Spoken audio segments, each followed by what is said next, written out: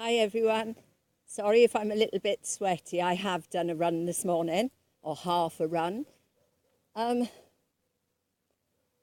if I advise anything, I really, we're all unique, we're all different people, but all I can tell you is what's happened to my body over the last 3 years from eliminating all of the things that was creating the toxemia in my body, like meat, wheat, coffee, tea, everything that was causing toxemia. And like I look around me, I see what the problem's causing. I see young children, I see young children that immune systems are low, but and I see older people not very well.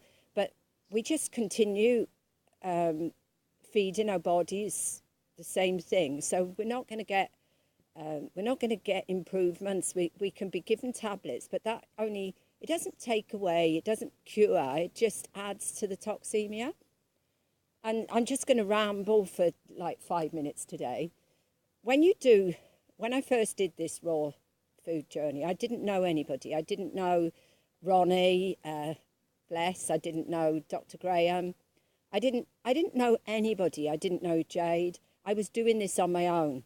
Now, if you've got negative people living in your house, sip it, because they're not going to, what they're going to do, they're going to make you afraid. They're going to make you afraid that what you're doing is wrong. Believe me, 3 years into this, I could have been put off track. I could have been put off track many times. And we can't help it. We open our mouth and we put our foot in it. People who haven't done it, or like their glass is half empty. It's never half full. It's always half empty.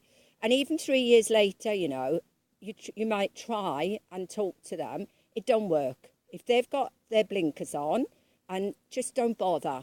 Just don't bother. But if you're in a relationship that's that bad, maybe rethink about the relationship you're in. Sometimes it's out of our control. Sometimes we have to just learn to live with it. And I've managed to do everything but the mind. My mind is still not 100%, but it's 19.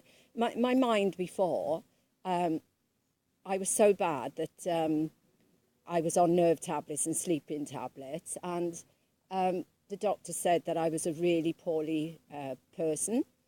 And I remember, I probably said this in a previous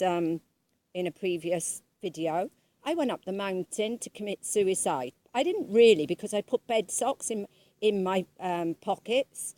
So, I couldn't really have been going to commit suicide, but that's how I felt. I cried and cried and cried, and I cried. And I come back down, and Brian was waiting at the bottom of the mountain for me. Now, this was caused through friction in the house. And I don't let this happen anymore. I just let it go, let it go, let it go. But then, like, you've got the problem then of your monkey mind. You've got it in your monkey mind. You can't control what other people think. Like I go without a bra.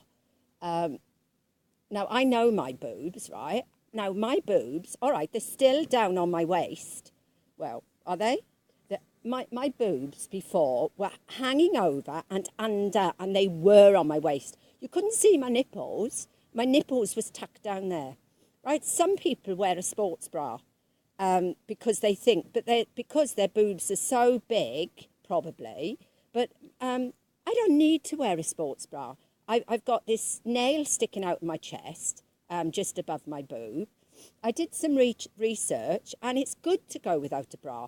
And what's happening, as I'm getting more, as my body's changing back to what it should be, my boobs are coming up. And they don't bounce. I can run really fast. They don't really bounce, and they're not going to end up on my waist. It's a load of bullshit.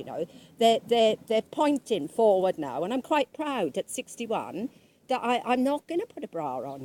If somebody else, if people don't like it, then do some research. And I've got to, before I open my mouth as well, I need to think, am I going to hurt somebody by what I say? You know, because I've been told, you know, that, oh, your boobs will end up on your waist. That's fed my monkey mind then for the morning, you know.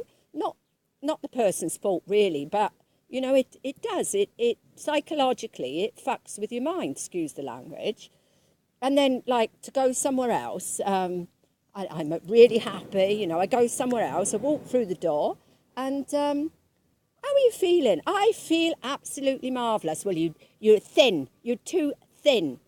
All right, I might be thin. I might be going, I'm putting on weight. All right, it's took guts. I know I look like a walking skeleton, but my framework, I've got a curvature of the spine. Okay, my back was so prominently, forward. And now I've only got a slight curvature. I'm working on my frame. I'm working on my body. I've put on 3 pounds. You never know. I might just get a tidy body again. But I feel like my body is fantastic. I see the wrinkles, but probably I did this to my body for the 59 years that I ate crap. I did this to my body. Don't forget, my liver was shot. It was in the danger zone. I got blood tests. I can prove all what I'm saying. My liver was in the danger zone. I couldn't run. I could hardly walk. I couldn't go up the hill with the trolley. You know, like all of it has gone. All of it is gone. I do still go through cycles of healing. And no, it's not all gone. I do go through cycles of healing. And I embrace the cycles of healing because it means more and more crap is coming out of my body. And when I come out the other side, I feel a lot stronger and I feel ready to go through the next healing cycle. But, you know, my another thing that I found is if we monomial, we're free. If we're free, we can go to work. Some people work 9 hours a day. So if we monomial and we can live on monomieling, we can do our jobs and everything. Now, if I was still running my warehouse and working my 9-hour shift in the warehouse, the 3 hours that I'm spending in the kitchen most days now, I wouldn't be able to afford to do it. But because I'm retired, I can spend 3 hours in the kitchen preparing slaws and salads. And I suppose once I get it down to an art, I can maybe do 3 hours every 3 days or something. You know, so it's not impossible. What I'm doing is not impossible. Friends came round last night and I gave them a meal that Julie had made for them and they thought it was fantastic. Most of it was raw. People just don't understand. You can take this, whatever level you want to take it to, you can take it. But what I would say to anybody, when you start this journey, if you don't talk to anybody other than people that have been doing this diet. And it's not a diet, it's a lifestyle. It is our species-specific diet, you know. And I know that it is because every day I should be getting older, but every day I'm getting younger. So, I've got the bullets to fire, basically, you know. Don't talk to anybody. Don't talk to a meat-eating or processed food. Their brain doesn't think the same as ours. When my brain was full of junk and shit and crap, I went up the mountain to commit suicide. And I took antidepressants and sleeping tablets. Now, let it go. Let the monkey mind, switch off the monkey mind. It's you that's creating the problems. But then if you talk to somebody that's so negative and they haven't had, they can't see the wood from the trees, then you have to get on. And they will see the proof is in the eating. The proof is in how you feel.